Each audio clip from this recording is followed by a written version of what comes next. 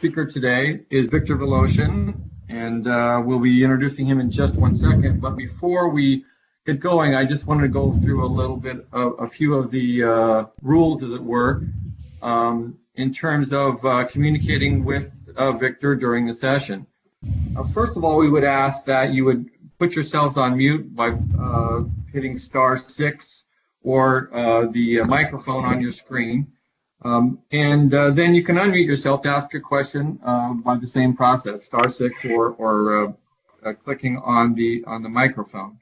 We do welcome questions today verbally, and if you would like to do that, we encourage it. We encourage you to interrupt at any time to ask a question, and Victor will deal with it as we go along. We also will be taking questions in chat. And we may not be able to answer those immediately, but we will take as many of those as we can and wait for the appropriate moment to be able to answer those questions. Other than that, I believe the session, the slides itself have been provided to you, and you should be able to I believe you were sent a copy of those in PDF before we began today. So. Without waiting any further, I'd like to introduce you Victor Voloshin, who is the Chief Mediation Officer at EEOC. And in that capacity, he helps federal agencies design and improve their internal workplace programs using alternative dispute resolution. So let me turn it over to Victor now on this session on dealing with workplace conflict. Victor? Thank you, Tim. And I would like to encourage everyone to participate throughout the presentation. There will be some time at the end for Q&A, but I really like us to be as interactive as possible it is to do over the webinar. And before we proceed, I wanted to do the first poll of the day, just so we know who we have in the audience. And let's see if we can pull it up. The breakdown of participants. So why don't you start answering the question? You can pick one job you're in, and if collateral or you perform multiple roles, please pick the closest job from the list that describes what you do. I will give you another few moments, like maybe another 30 seconds, folks. You can pick one answer, either EEO director or EEO manager or attorney, manager or supervisor who is non-EEO, EEO counselor, EEO specialist, some kind of ADR professional, some kind of HR professional. Let's see. I will give you a few more moments to respond. And I am showing the results to everyone so you all can see. Okay. We have a good number of EEO directors and managers, some attorneys, managers and supervisors. We do have a lot of EEO specialists. That seems like the prevalent group. And I also realized that about half of you participated. So let's try for the next time to do a higher percentage of you participating, because we're trying to make it interactive, and that makes it easier if folks are participating. Okay. So, all of you know full well what are the common workplace issues. You see them every day in the workplace. And, of course, employment discrimination is one of the most common complaints we see in the workplace, not just because we are EEOC and we do it, but about half of the complaints generally people present for the workplace issues involves some kind of allegations of discrimination.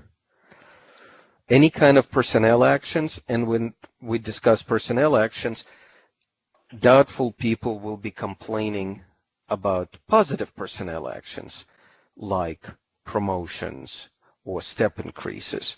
What likely happened, people will complain about negative personnel actions, and they could be as minor as verbal warnings, and they could be as serious as termination, removal from federal service, and everything in between.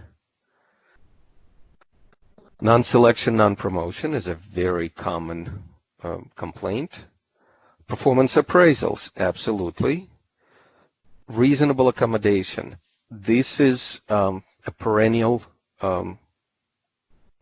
complaint that actually is probably occupying now a larger portion of the complaints we see, both because of the ADAAA, Americans with Disabilities Act Amendment Act, that made it easier to qualify as a disabled individual, and also because of the executive order that required agencies to increase the number of folks with disabilities.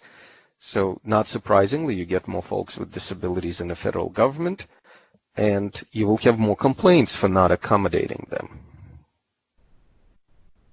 Terms and conditions of employment includes wide range of issues, could include telework, hours of work, compressed work schedules, alternative work schedules, who gets the office, who gets the cubicle, lots and lots of issues covered there.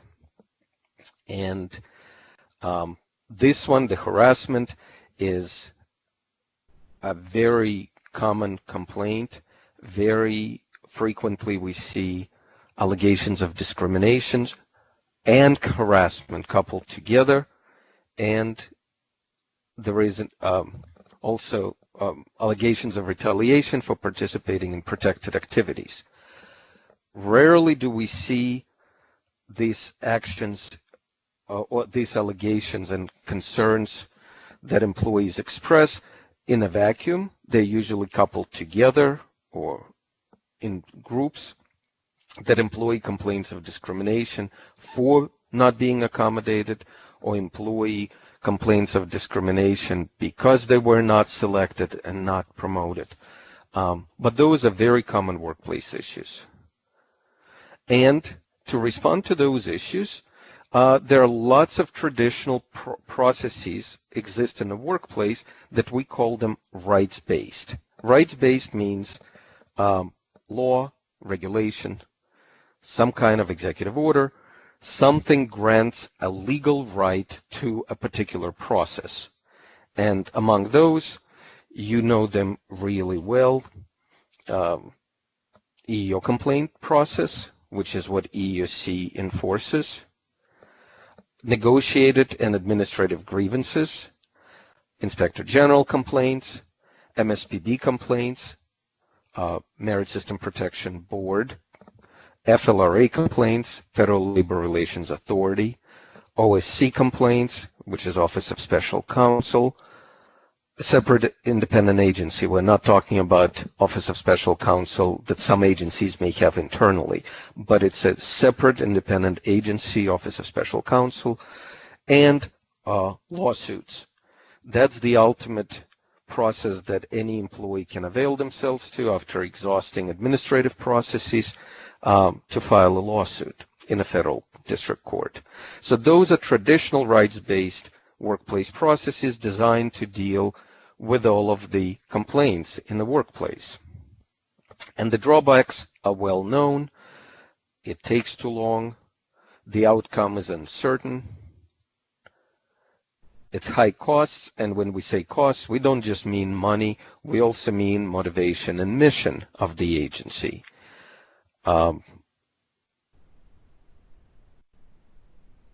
The traditional processes are adversarial, and as a result, even though they're all rights-based and employees have the right to engage in them, just mere invoking of the process could cause negatively a workplace environment, because now you have employees who are consumed by their arguments with the agency, you have witnesses, you have management that is now upset about the process being invoked.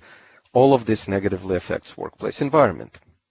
In response to those traditional processes that had all of those drawbacks, alternative dispute resolution field has developed. And long time ago, let's say in the federal government, probably 30 years ago, more than 30 years ago, it was in response to an alternative to traditional processes.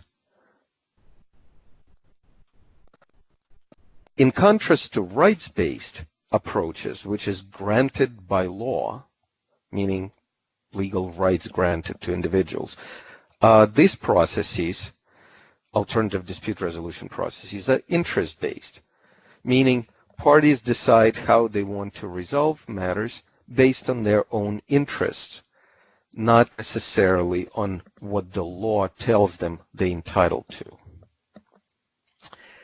And ADR was designed to respond to and address individual disputes, like complaints, grievances, lawsuits.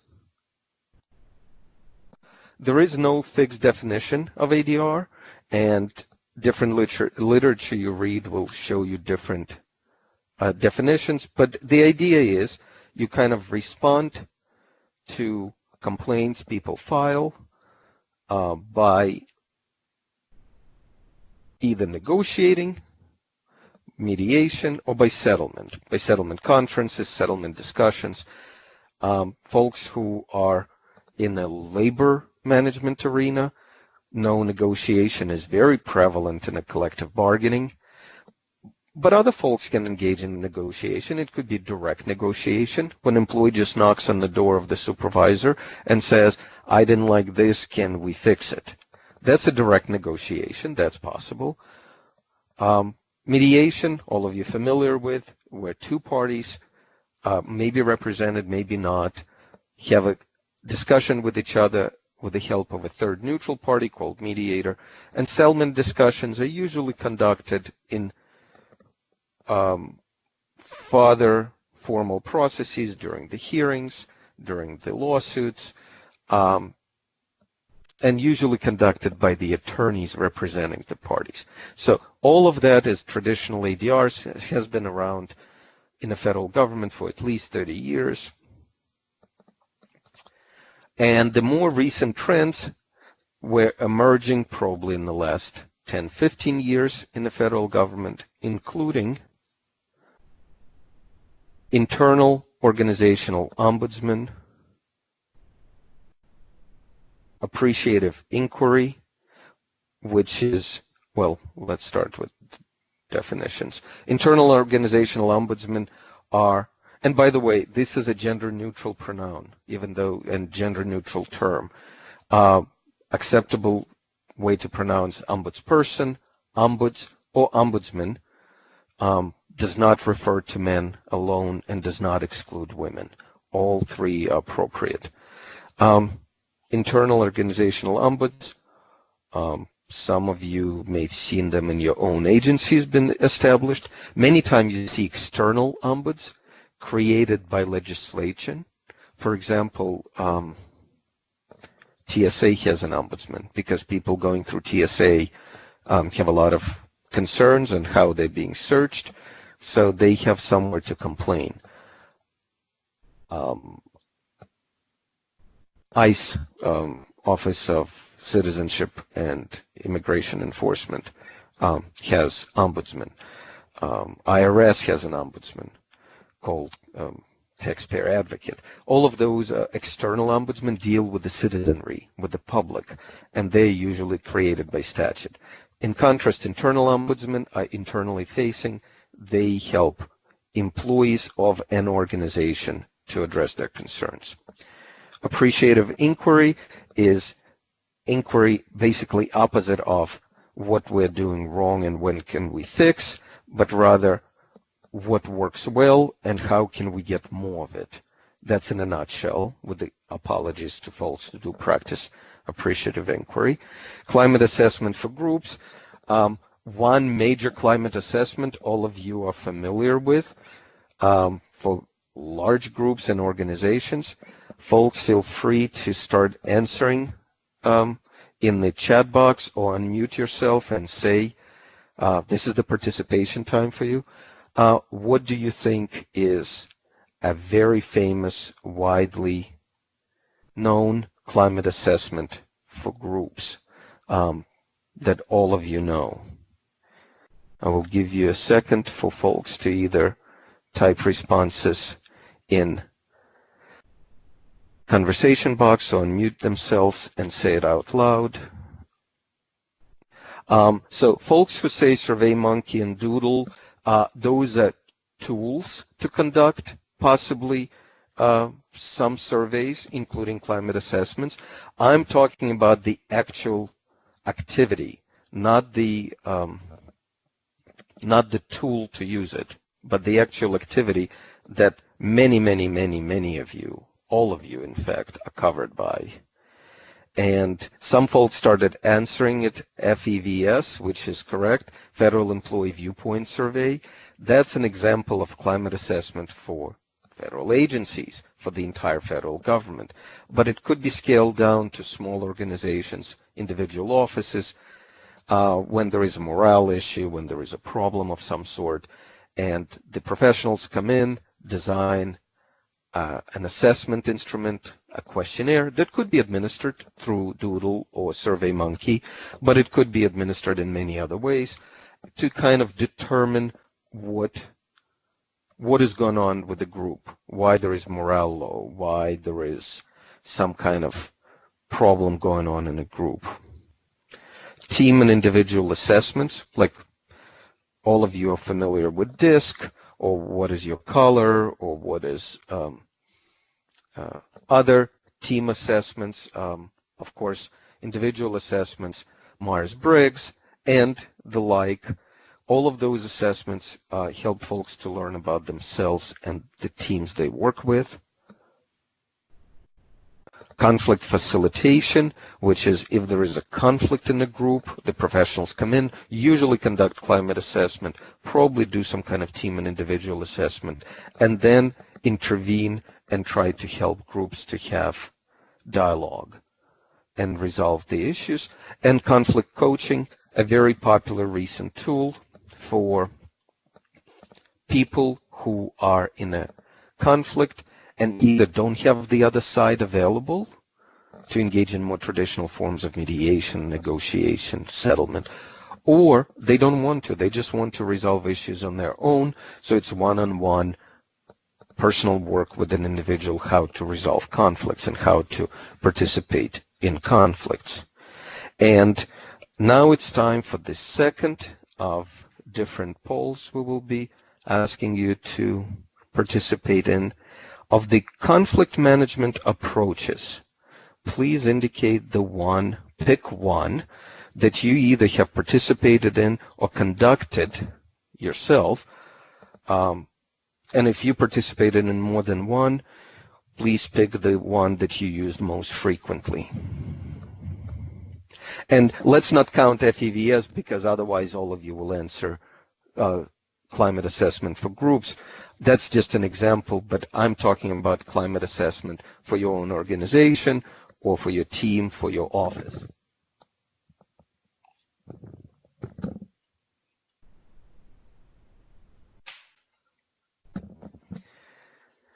Okay, we have about 20% participation rate. I surmise most other folks are answering emails or phone calls and are not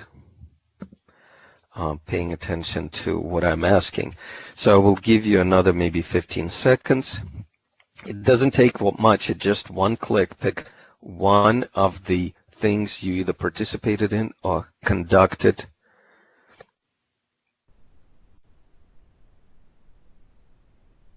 One of those traditional, more recent activities that help resolve conflict. .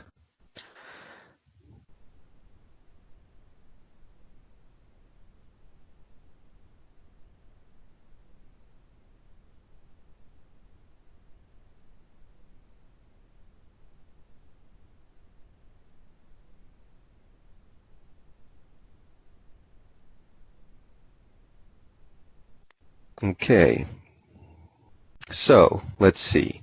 Only one person responded for ombuds. A couple of folks knew about appreciative inquiry. Many of you participated in climate assessments. The majority of you know team assessments. Some of you participated in conflict facilitation, and a few of you participated in conflict coaching. Okay, thank you, everyone. I will use this opportunity. Folks are asking few questions. Where do you get the materials? In your chat box conversation, if you see a symbol for a paperclip, you can click on it and you can download materials from there. Also, we need to figure out where the closed captioning chat room is so we can see what the conversation going on there. Some folks have problems with the attachments. Please, I am directly to Lisa Broadway, and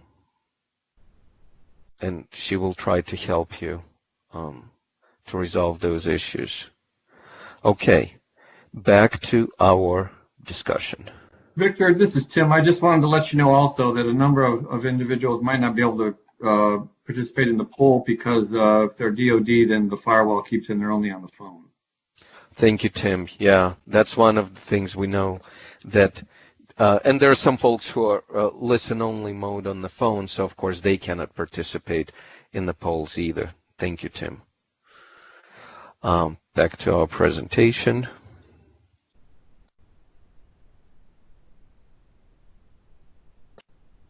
Okay. It will take a second. Okay. So this is the more recent conflict management trends. And I'm providing you kind of a historic overview and a little bit of a macro view on how to deal with workplace conflicts. And shortly, just if you bear with me for a little bit longer, we will switch to a micro view, how to deal with individual folks. But for a few more minutes, it would be just good to set up the stage for a general kind of overview. So, what is the integrated conflict management system? It's not a proprietary name. It's a term of art used by organizational development folks, by conflict management folks, ADR folks, to describe a system that organization implements to deal with all of the workplace conflicts in the organization. If you remember all of those traditional rights-based processes, if you remember all of those more traditional ADR processes, and now all of those emerging trends, they can actually be brought together under kind of one umbrella. And in the industry, it's called, that one umbrella is called integrated conflict management systems. So what are the elements of this system? It covers all issues, vertically and laterally. What does it mean vertically? Vertically means up and down. So employee may be complaining about their supervisor, that's up, or manager may be complaining about their subordinate, that's down. What's laterally? Two co-workers don't work well with each other. They don't supervise each other, they're just co-workers, but they have conflict, that's a lateral conflict. Two managers don't work well with each other. That's a conflict too, and it's a lateral conflict. Two groups that's supposed to work with each other don't work well. Two offices, two agencies, you can scale it up as much as you need to, but that's all lateral issues. So integrated conflict management system will cover all of them. It covers all of the issues in the workplace, vertically and laterally. It covers all participants in the workplace. Unlike rights-based systems that are designed for a particular constituency, for example, disabilities program is designed for people with disabilities. EEO complaints are designed for applicants and employees who experience discrimination. Negotiated grievance is designed for bargaining eligible members. In contrast, integrated conflict management system covers all participants in the workplace, whether or not they're covered by any other rights-based system. It attempts to address conflicts at the lowest possible level. So to address them at the lowest possible level, of course, it needs to detect them at the lowest possible level. And that means organizational culture. It means the concept that people are able to recognize conflicts before they become complaints, before they become grievances, and being able to address them directly themselves. And if they cannot, they know how to elevate them to the level that can address it. But the idea is to start addressing them as early as possible. Also, this integrated conflict management system would provide multiple access points for users, meaning users would be participants in the workplace, all of the participants, and access points would be, for example, offices. So if somebody can come to HR, somebody can come to the union, somebody can come to EEO office, somebody can come to an ombudsman or ADR professional. No matter where they will come in, they will be able to access the entirety of the system and not just that one particular element. Of course, for that to work, there has to be cross-referral, that the offices cannot be isolated from each other, they cannot be stovepiped, they cannot have the attitude, that's not my job, and kind of, if it doesn't fit into narrow parameters of a particular office, that they don't deal with an issue. It means better coordination, cooperation, collaboration among the offices. So that does require culture change, that requires maybe organizational change. So I'm describing here the ideal way the system works, and of course, in your particular organization, it may or may not be the case. So the system has to provide multiple access points for the users. Also, it must provide multiple options for addressing conflict. And all those multiple options, if you remember the previous slides, all of the rights-based approaches, all of the interest-based approaches, all of the newer trends in conflict resolution, all of those and more should be available to the employees, because the more options you have, the better resolution you may have that is more appropriate for a particular conflict. And of course, for this system to work, it has to have structure that will coordinate access to multiple points and multiple options. Many agencies' response to this will be, well, we don't have any more money and we don't have any more FTEs to provide this structure.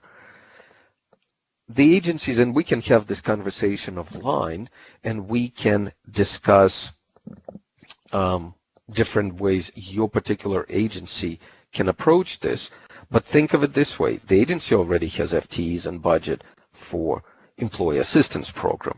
It already has FTEs and budget for labor relations folk, and for employee relations folks, and for training folks, and for personnel folks, and EEO folks. The agency has all these employees. It's the matter of figuring out how this system will work with each other. So maybe a person who coordinates it all or oversees it all. It does not require a lot of investment of money and personnel. It requires just more thoughtful approach to how the agency functions. So we were discussing the kind of bird's eye view of all of this, and now I would like us to pay attention to a few other things, and before we switch to this next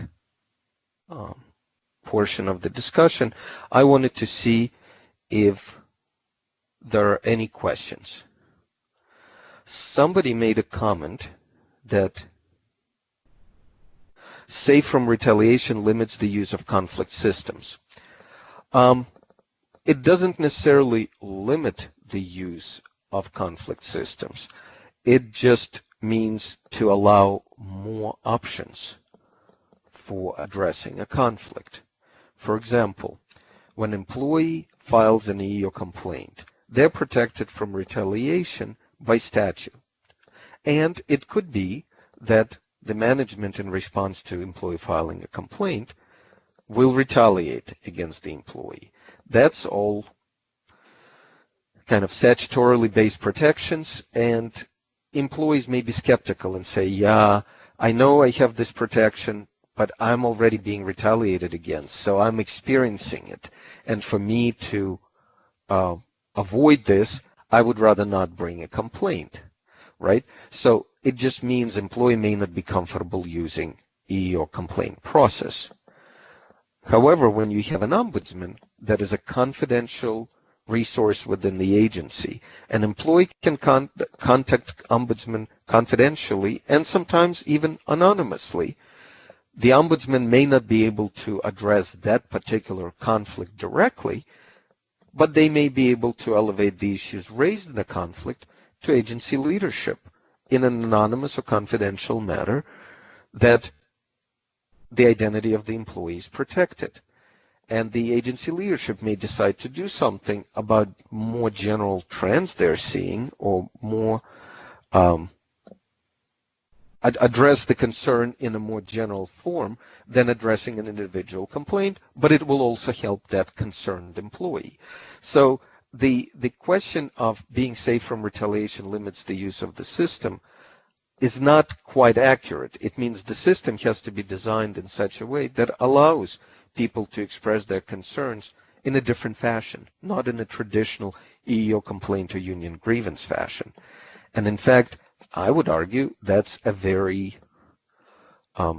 distinguishing and positive feature of the integrated conflict management systems, that it allows employees to bring their concerns without fear of retaliation. Any questions so far before we dive into the next point, kind of descend from the macro level, looking at the overall picture of how organizations deal with conflict, to a micro level, day-to-day human interaction? And just as a reminder, *6 will unmute you, or that you can put a question in the chat. Looks like there is a question in the chat. Victor, yeah, I know. You got it? Okay. Yeah, I got it. Thank you.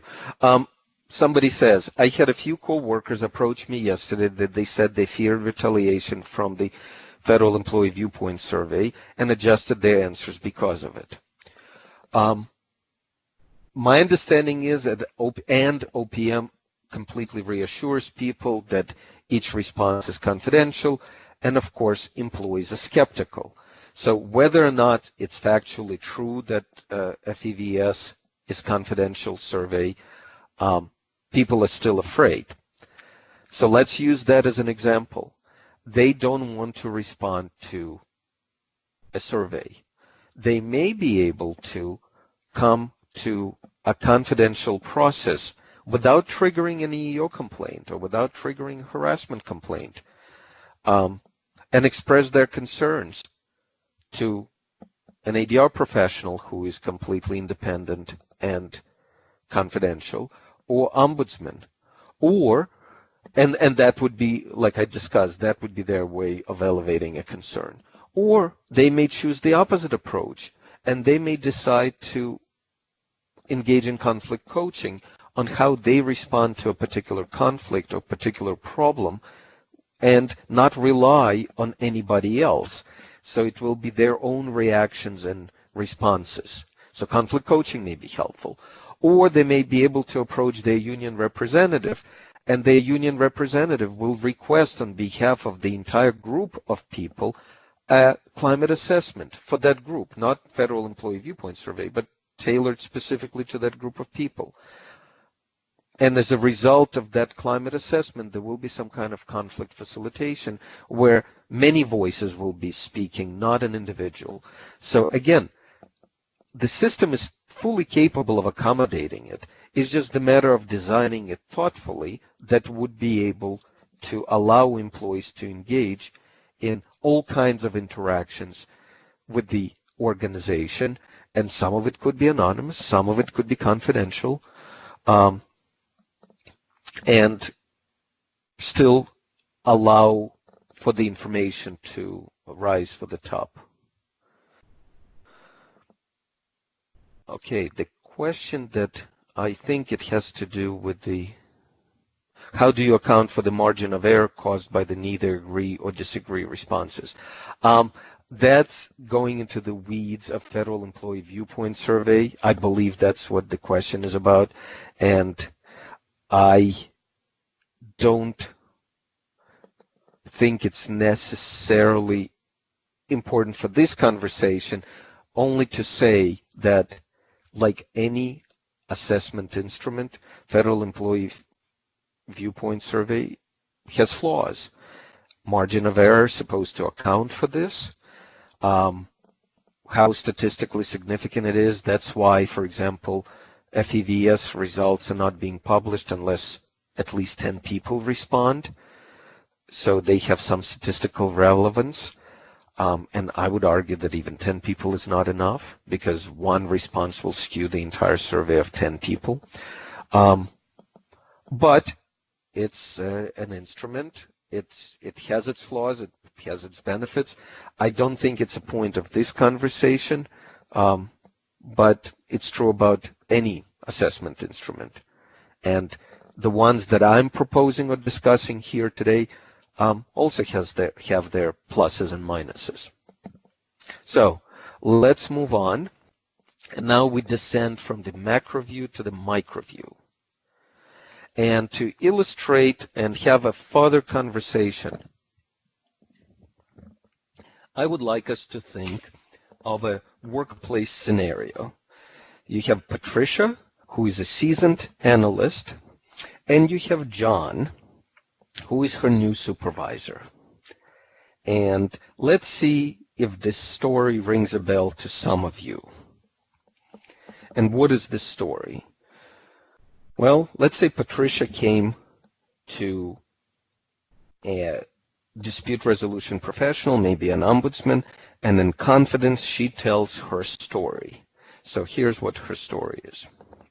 She says, I am working right now and has been working as a program analyst for this agency for 8 years. I'm experienced and knowledgeable, and because of turnover and retirements in this agency, I'm now the most experienced and most knowledgeable program analyst in my department.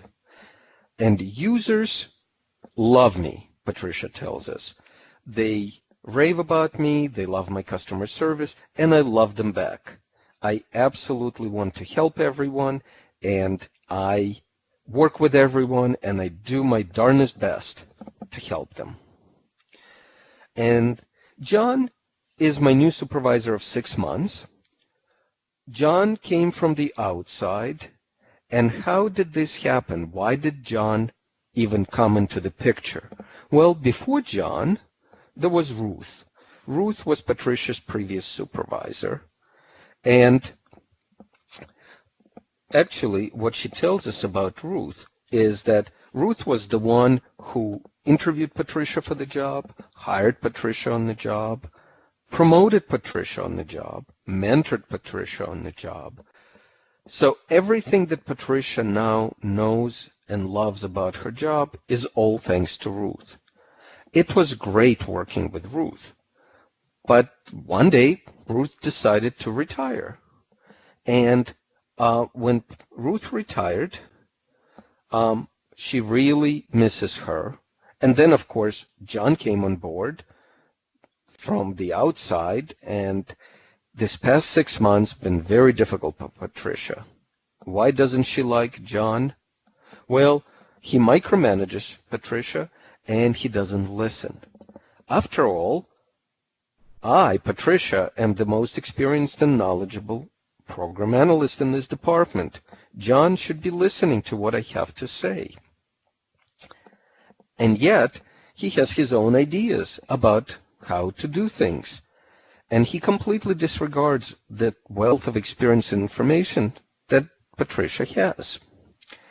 And what was the last straw that broke Patricia's back is there was this wonderful project. John announced it in the staff meeting that the headquarters of this agency will conduct a pilot, and they will have representatives from various offices participating in the pilot, and everybody got so excited. So right after the meeting, Patricia came to John and said, I'm the most experienced and knowledgeable analyst in this office.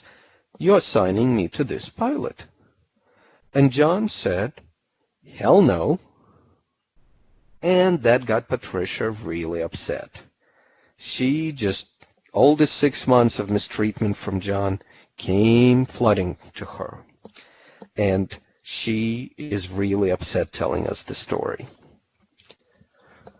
So, before we go any further, and before we discuss John's side of the story, I want you to do something that you absolutely will hate to do. I will ask you to pick a side. I know that you don't have all the information. I know that you need more time to decide, but I want you to pick a side. And the side is either you pick Patricia's side in this story or you pick John's side in this story. Go ahead. And I know all of your objections from the front. I still ask you to pick a side. You will have the right to change your mind. I promise you, you will have another opportunity. I will not hold you responsible for this vote. And it's anonymous. I don't know how you voted. I just want to see what people in the room are thinking. Very easy survey question. You just pick one person or the other. What you've heard so far, whose side are you picking? John or Patricia's? And I will give you another 10 seconds to vote. So we so far got about a third of responses. Maybe we can get it to 50%, folks. What do you think? I don't ask you to justify it. I don't ask you to like it. It's maybe a tough call for some of you, but try to pick a side. Are you for Patricia or for John? Okay, and let's see.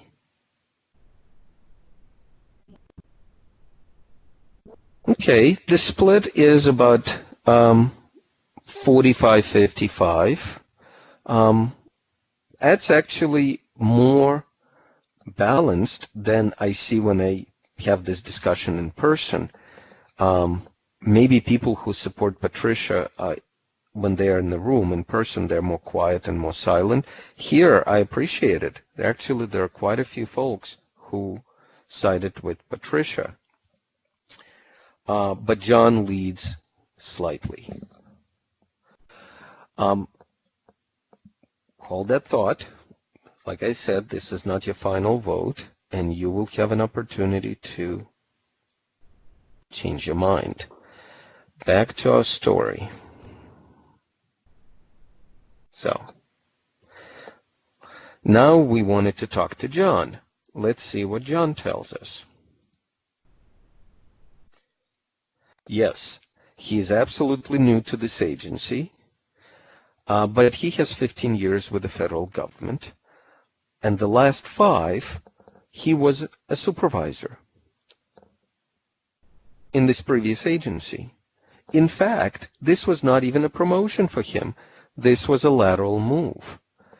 His wife had to move to a new city, and John wanted to follow her. And he just applied for different jobs, and this one came up. He got no promotion out of it. It's a lateral move for him. And he's been a supervisor before. But he acknowledges he's new to this agency. And he's been working there for 6 months. And here's what John tells us. Everybody in this department works well, except for Patricia. So what is the problem? Well, first of all, she has disorganized files. When John first came to the agency, this new agency, he was walking around and he just kind of like introducing himself. When he came to Patricia's office, he barely could walk into it. He could barely open the door because every flat surface of Patricia's office was covered with paper. All of the desk surface, window sills, table, the floor. It's just piled up with paper. In fact, John cannot even call it files of paper. He calls them piles of paper with a P. There's so many of them. He thinks it's a fire hazard aside from anything else. And he mentioned something to Patricia about it, and she did not do anything about it. And then later, at the staff meeting, when John was kind of introducing himself, he said, I was doing this similar job in this other agency, and we had similar file system. So here's what I would like you to do. I want you to keep files organized while you're working on a particular case for a particular user. Once you conclude that case, I want you to finish the file, organize it in a certain way so it could be put away. And people kind of grumbled, and some said, they didn't want to do it, but they all ultimately started complying, except for Patricia. And Patricia's response to John is always the same. Why do I need to change? It works for me as it is. And it's true, it does. Whenever John has to review files with Patricia, she just kind of like dives into that pile of paperwork and she finds the piece of paper that she needs to. She never lost a piece of paper. Her files are complete and accurate and fully developed at the end of the case, and nothing is missing. Everything is in correct order. So there is no actual complaint about that. It's more like she doesn't follow John's lawful command. And for 6 months, he would be asking her, Patricia, I want you to organize your files.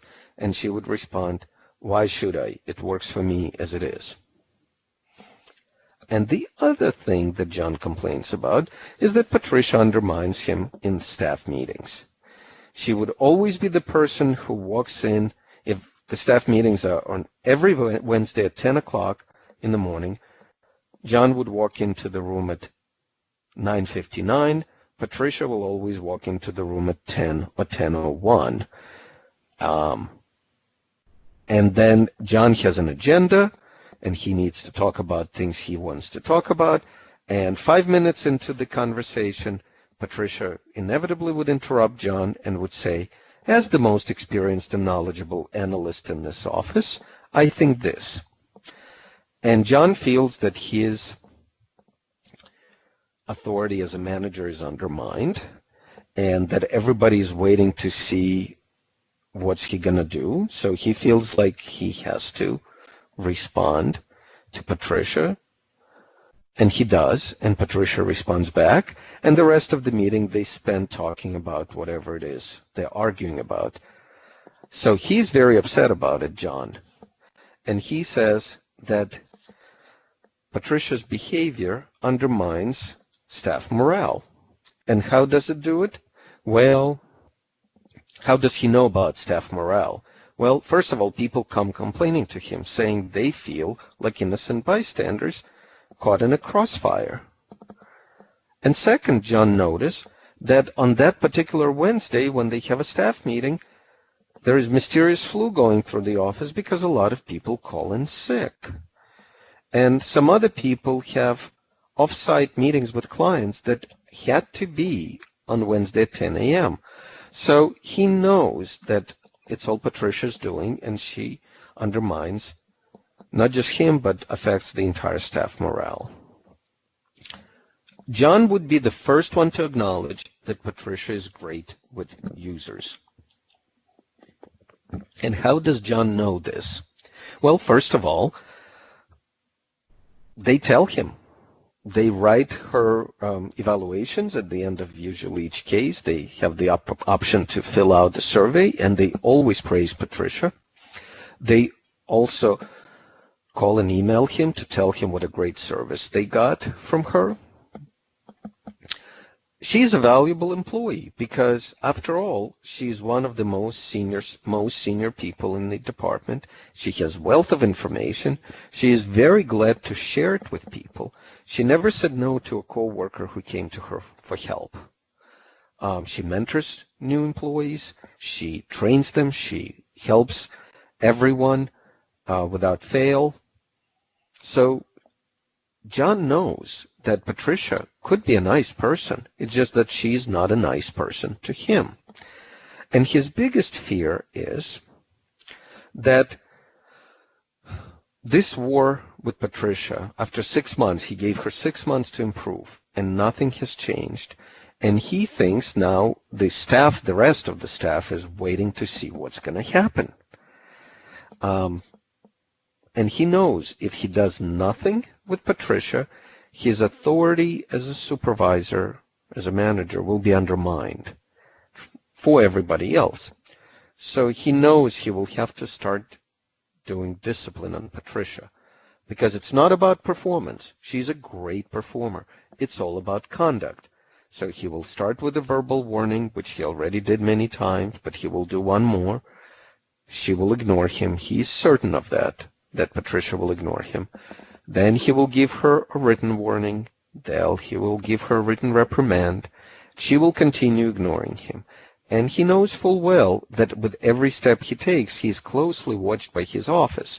What else John is going to do? It's like a game of chicken. Who is going to blink first? And John knows that he cannot blink. He has to stay the course. And Patricia, stubborn as she is, she will ignore John. And because she will ignore him, he will escalate his progressive discipline, and he will have to go to the ultimate discipline of terminating her, which he absolutely doesn't want to do, because she has great institutional knowledge. She is great with users. She is good to the office. Otherwise, if she just only changed her behavior.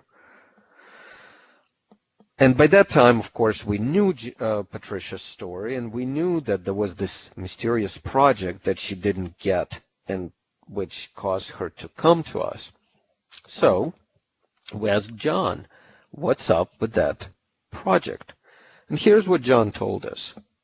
Yeah, he was on a senior management call, and the headquarters does think about this project. Nothing has been decided. They're still finalizing which offices will participate, but John's office is in the running. It's one of the offices being considered.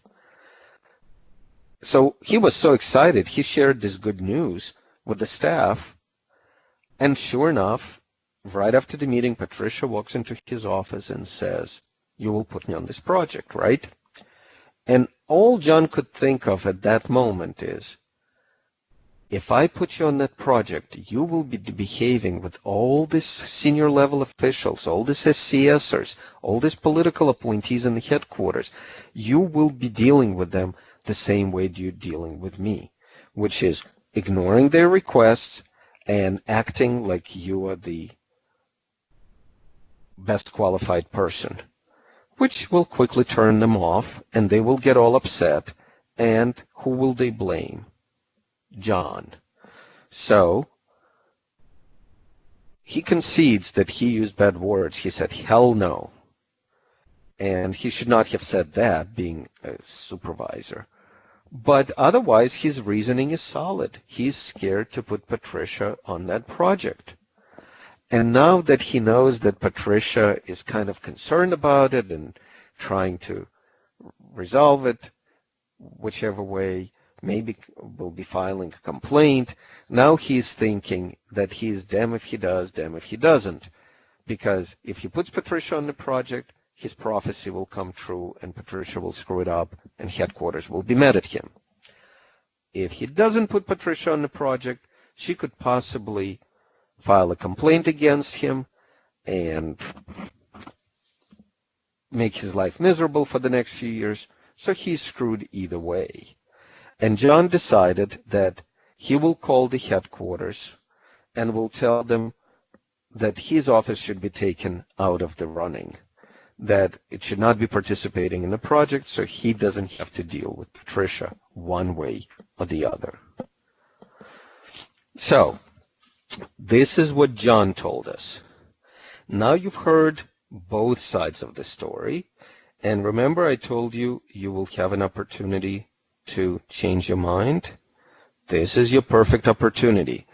Now, after hearing John's side of the story, with whom you're siding, agreeing, or supporting, and again, you have to pick a side, even if you still don't know all the facts and you want to know more. And by the way, one of you said that the only reason people voted for Patricia in such high numbers before was because Patricia is also helping with the closed captioning. Well, we are definitely not talking about that Patricia, and I hope Patricia Foley, who helps us with the captioning, doesn't think that. But I would encourage folks to think just about the story they've heard and pick a side. Who are you picking a side with?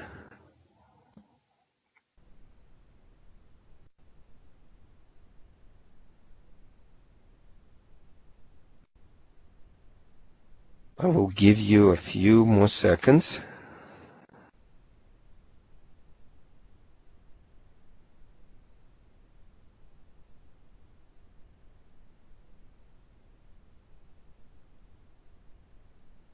Victor, while we're waiting, just want to let you know we're closing in on 1 o'clock. Thank you. So we have about 15 minutes, right? Yes. Thank you. Okay. So, almost the same number of you voted, and let me show you the results. This is interesting. So some of you did switch votes, and some of you switched away from Patricia to John. And I wonder what happened here. Like now, before it was like 45 for Patricia, 55 for John. Now it's 20-80 for John. So a lot of you abandoned Patricia.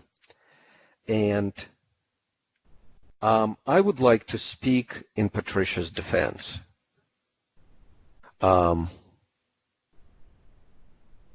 I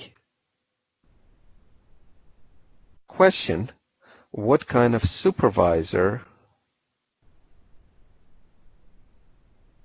John is, because if he claims to be 5-year experience in a previous agency as a supervisor, I would be surprised that he has not encountered somebody like Patricia before.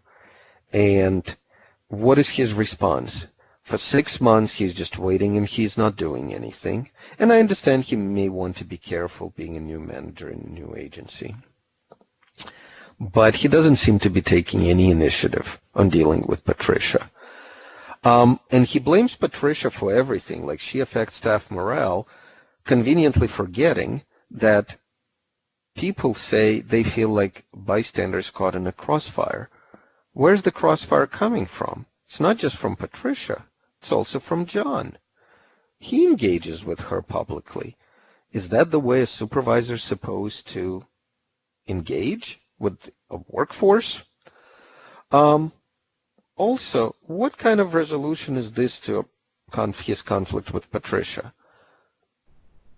I would say it's a coward's way out to call headquarters and say not to be considered for the project. So he will punish the rest of the office. He will deprive all these people of a wonderful opportunity to participate in something very exciting just because he doesn't know how to handle Patricia.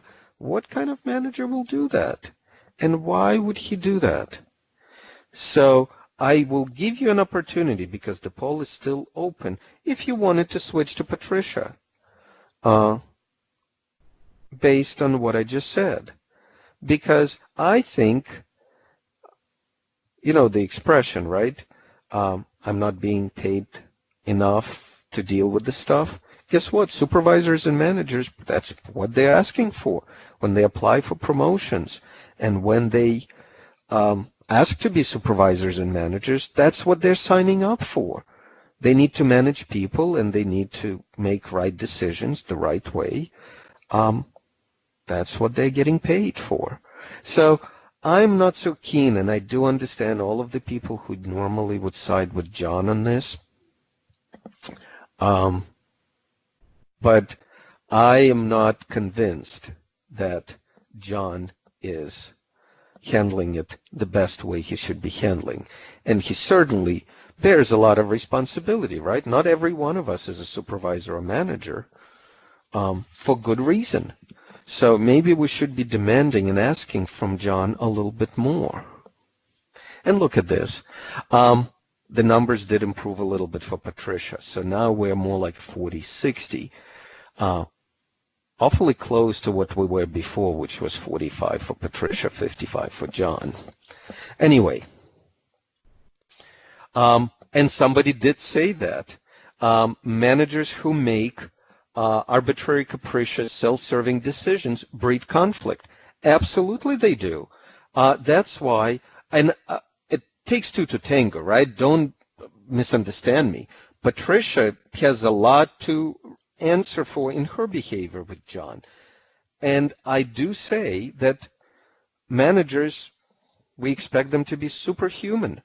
Not only are they supposed to do their regular day-to-day job, and not only they're getting paid slightly more, if at all more, than what we get paid, we do expect a lot from them. That's the job they signed up for. And when they don't do what we expect them to do, it does breed conflict. Completely agree. And we don't know, like one commentary says, that John not being supported by his own leadership. Maybe that's why he hasn't taken action. As a mid-level manager, there is only so much you can do where the top doesn't support dealing with concerns. That's absolutely fair. That's absolutely true. And we don't know all of the story. So point well taken. And middle managers do get caught in the middle between difficult employees and non-responsive leadership. So all true. I wanted to have this story as a cautionary tale. So let's not jump to all of the conclusions, because it's kind of easy to dismiss Patricia's story. But also, it will illustrate further points, which we will discuss in a minute. And somebody says, unless you're a term employee, it's very difficult to get rid of a seasoned employee. That's true. That was always a feature of the federal government. And if that's the case, maybe what I will discuss with you in a minute will help you to kind of change your mindset. Maybe the idea is not necessarily to get rid of a seasoned employee, but do something else. And what is that something else? We'll talk in a moment. So, what are the causes of conflict? Difference of opinion will cause conflict. It doesn't have to be a huge difference of opinion, and it doesn't have to be a huge conflict. Conflict, I mean, we all know conflict has a scale. It could be all-out war, literal war, with the bombs flying, but it also could be on the opposite end of the spectrum, something as little as your coworker says something you didn't like and you roll your eyes, right? That's a conflict. It's a tiny conflict, but it's still a conflict. So difference of opinion will cause it. Cultural differences will cause it. And we're not saying one culture is better than the other. We're just talking about that different cultures will cause conflict. Differences in values. Values are those unchangeable, immutable system of beliefs that each person acquires, usually from the childhood or from early development. And if there is a conflict in values, will cause conflict among people. Lack of respect. People define respect in many, many different ways. If I had more time, I would poll you on respect. What do you think of respect? But one thing is certain. However you define respect, we all notice when respect is missing. I've heard this wonderful expression, respect is like air. When you have it, we don't notice it. When we don't have it, we notice it immediately. And once we notice it, that's the only thing we notice. So, lack of respect will cause conflict. And of course, the vicious cycle is the more conflict there is, people usually lose respect for each other, which generates even more conflict. That's the unfortunate catch-22, vicious cycle. Same is true about trust. No matter how you define trust, it will cause conflict if you don't have trust. And it's another vicious cycle. The less trust you have, the more conflict you have. And the more conflict you have, the less trust you have. That's how conflicts spiral so quickly. And you may say, we were just talking about widgets 5 minutes ago. Why we're yelling at each other and not speaking to each other anymore? Because of those two things. When we feel respect and trust are threatened, it spirals out of control very quickly. Communication breakdown. Some of you actually mentioned that in your comments, that people don't communicate well, and John and Patricia are good examples. Interests are not the same. And when we talk about interests, we're not talking about hobbies. We're not talking about John's love of cooking and Patricia love of gardening, and they have conflicts because they have different interests. No, we're talking about interests in the same concept as we talked about dispute resolution and conflict management. In the ADR field, we distinguish between interests and positions. Position would be an answer to the question, what do you want? And interest would be answer to the question, why do you want it? So Patricia's interest, position is, I want to be put on a project. That's her position, because that's answer to the question, what do you want, Patricia? If we ask Patricia, why do you want it? She may tell us, I want a change of pace, or I want something different, or I want to be able to get promoted later on, or I want to showcase my expertise, right? Those are positive interests. There could be negative interests. There could be, that's all answer to the question why. It could be, I just want to show to the headquarters that they picked the wrong manager, that I'm the smart one, not John, and they should have picked me. That could be a negative interest, but it's still answer to the question why. And of course, on John's side, his position is clean up your files, Patricia. What do you want, John? I want Patricia to clean up her files. But why do you want it? And John could give us answers like, I want continuity of operations, or I want the ability to assign the files to anybody else should something happen to Patricia, like long-term illness. Or I want to balance workload and I want to be able to move files around as necessary. And I want everybody else to be able to access the same information that Patricia has in her head.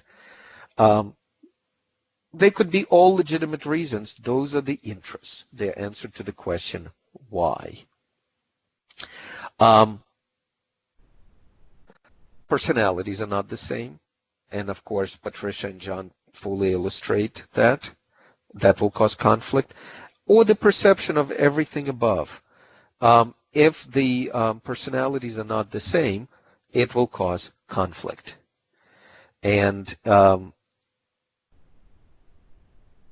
what I would like to talk about is how to resolve conflicts. So, separate stereotypes from the facts. Stereotypes are kind of a useful shortcut, but the problem with that shortcut, it's not really useful and it's not really accurate. You are dealing with a perception of a person in front of you instead of a real person. So you should be dealing with the person in front of you and not acting on stereotypes. Listen and try to figure out why others feel and act the way they do. I know it's a hard work, and some people say, why should I do anything? I told them what to do and they should be doing it. Well, that one approach is, and tell me how well it served John so far. The other way is actually try to figure out why others feel and act the way they do. Separate specific issues from emotions. If you were John and you were in the meeting and Patricia inevitably starts saying, as the most experienced and knowledgeable analyst in this office, do you think John hears the end of the sentence that Patricia says? Probably not. Most likely he is overcome by anger, frustration, embarrassment, whatever feelings. They're very strong feelings. And it may well be that Patricia is saying something really useful at the end of that sentence. But John would not know because he's overcome by emotions. Also, separate specific issues from personalities. So anytime John sticks his head in Patricia's office and says, have you organized your files yet? And Patricia rolls her eyes because she already assigned John a personality, a micromanager, for example. And she doesn't need to ask John, why is it important to you that I organize these files? Instead, she says, I know why it's important to him because he's a micromanager. And it stops her from actually addressing John's real concerns. Excuse me, Victor, we only have a couple minutes left. Would you like to go a little bit long then? If folks are willing, I can do, but I think I can be done in 5 minutes. Thank you, Tim. Okay. The most important thing that dispute resolution professionals bring to this field of conflict workplace is helping parties to identify shared interests. And shared interest in this case, even though Patricia and John arguing as much as they are, there could be. For example, one shared interest could be success of the office, because Patricia seems to care a lot about how well her users are treated. So that could be the shared interest they identify, treating well the users and success of the office. And once you identify those shared interests, you can frame your concerns around those interests. So John could tell Patricia, look, Patricia, when you have disorganized files and something happens to you, and I cannot assign your case to anybody else, your users will suffer. And we both have the same interest, which is users' experience, good customer service. Help me to work around these concerns about your disorganized files. Suddenly, John speaks Patricia's language, and she may be more likely to respond to it. And, for example, on the other side, Patricia can come to John and say, look, we both want this project to succeed because we love this office and we care about this office. I believe that I have the best expertise to help this project to succeed to the benefit of the entire office. Framed this way, now John and Patricia can engage in actual meaningful conversation about what her contribution could be, because now they're talking about interests, not positions. So when you express your concerns around shared interest, it's easier for you to start taking steps to address each other's concerns. And one of those ways would be to take trust-building steps. For example, and the way I define it, you will not find it in any dictionary, trust-building steps is to give somebody something without asking anything in return. To give somebody something without asking anything in return. That's why we call them trust-building steps. If you ask something in return, like some folks would think, oh, it's easy. John tells Patricia to organize the files, and in exchange, he will put her on the project. That's called bargaining. And bargaining is based on the positions. I want the project. I want the files organized. And position-based bargaining, even though it's highly prevalent in labor management relations, it's really very ineffective, and it's not really used anywhere else because it's particularly ineffective, and it's not long-lived. So that's why people have to figure out either each other's interests and or if there is no trust between them, they need to start taking trust-building steps, giving something to each other without asking anything in return, which would be opposite of bargaining. And folks are actually providing some comments which I do want to make sure we cover before we finish. So one of the things that we could have a coach assisting Patricia's organizational issues. We could be, it's hard to be a subordinate without humility on both sides, absolutely. And that goes with emotional intelligence that many folks talk about. Both sides in this conflict, Patricia and John, need more emotional intelligence. Other folks mentioned crucial conversation course, which does exist, and a lot of us are trained in offering it, or speed of trust course, which also exists, and you can all Google it. Those are various tools, and the point of all of those tools to get to these things you see on the slide right now, how to identify shared interest, how to express your concerns around shared interest, and how to take trust-building steps. The other way you can do it is to avoid crying wolf or acting in bad faith. So maybe Patricia will reserve her usual starter for a conversation as the most experienced and knowledgeable person. Maybe she will not say it at every meeting. Maybe she will wait until like something really important, and she wants people to sit up and listen. And when she speaks, people like, oh, Patricia never pulls that card that she's most experienced and knowledgeable, so maybe we should listen to her. So maybe save your ammunition for something much more important. Or don't act in bad faith. That in a workplace, people work with each other and they quickly learn about each other. You may, quote unquote, win one time when you act in bad faith, but then nobody wants to play with you anymore because you developed a bad reputation. So that's one of the ways of resolving conflict. Prioritize your own interests.